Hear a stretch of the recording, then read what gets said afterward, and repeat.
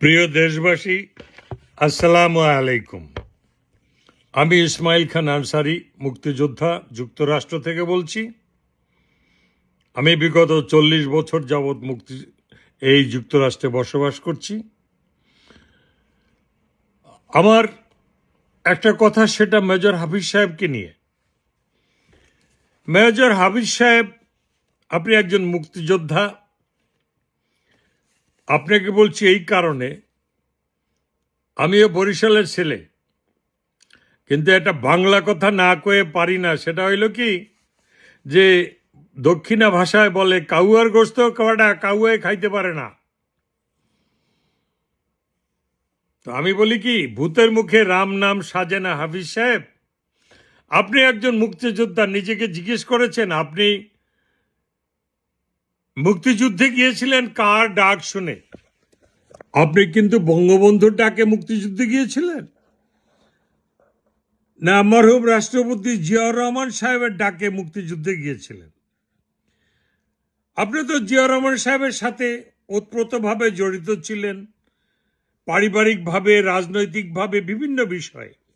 কিন্তু আপনি কখনো প্রেসিডেন্ট জিয়াউর রহমান সাহেবকে জিজ্ঞেস করেছিলেন, স্যার আপনি কি ঘোষণাপত্র পাঠ করেছিলেন, না স্বাধীনতা ঘোষণা দিয়েছিলেন, না পাঠ করেছিলেন?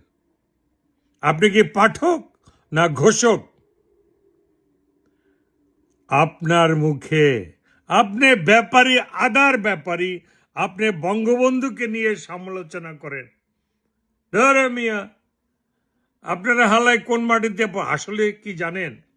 কারণ আপনারা রাজাকারদের সাথে মন্ত্রী হয়েছেন, রাজাকারদেরকে পুনঃপ্রতিষ্ঠিত করেছেন, রাজাকারদের গাড়িতে আমাদের জাতীয় পতাকা উত্তোলন করে দিয়েছেন, আবার এবার রাজাকারদেরকে এমপি বানাইলেন।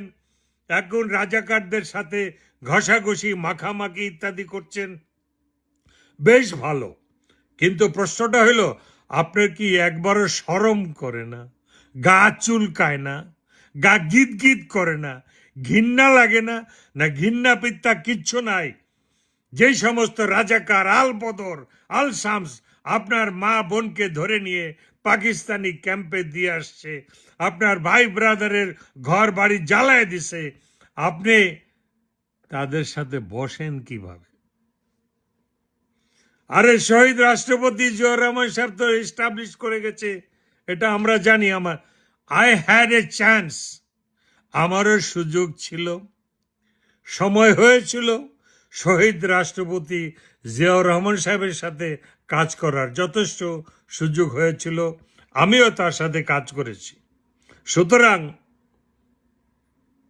মায়ের কাছে যদি মাসির গল্প করেন, মায়ের কাছে এক খালাবাড়ির কথা কন, ও মা, খালায় তো মোরে সিতাই পিঠা, কুয়া পিঠা সব বানাইয়ে খাওয়াইছে, ও তখন মা করে কি, মুচকি মুচকি হাসে। তো আপনার কথা শুনে হাসবো না কানবো? কারণ আপনারা তো অলরেডি রাজাকারের লিস্টে পড়ে গেছেন, আপনি তো রাজাকারের খাতায় নাম লেখাইছেন, তাই না? আমি 9 নম্বরের সেক্টরের ছেলে, আমি যে মেজর জলিলের সাথে ছেলে, আমি এমপি সওগাতুল আলম সগিরের সাথে চলমান, তার সাথে চলেছি। আপনি কাকে কোথায় শিখান? আপনি ক্যাপ্টেন বেগকে জিজ্ঞেস করেন আমি আনসারি কে। আপনাদের ইতিহাস আমরা জানি। সুযোগ ছিল না, সুযোগ পেয়ে গেছেন বিএনপিতে যোগ দিয়ে, তাই তো এখন রাজাকারদের সাথে বসে আপনাদের সংসার করতে হচ্ছে। লজ্জা হয় না? আর একজন আছে না চিটাগাঙ্গে, ওই যে কি কর্নেল ওরি, বীর বিক্রম না বীর মর্দন, উনি তো জামাতকে শেষে মর্দন করলো, জামাতকে তেল মারে, মর্দন করে। সুতরাং আপনারা মুক্তিযুদ্ধের নামে কলঙ্কিত, আপনারা মুক্তিযোদ্ধাদেরকে কলঙ্কিত করেছেন, দলীয় স্বার্থ সিদ্ধির জন্য মুক্তিযোদ্ধাদেরকে ব্যবহার করেছেন। ধিক্কার জানাই আপনাদেরকে, আপনাদের মতো লোকদেরকে ধিক্কার জানাই, ঘৃণা করি।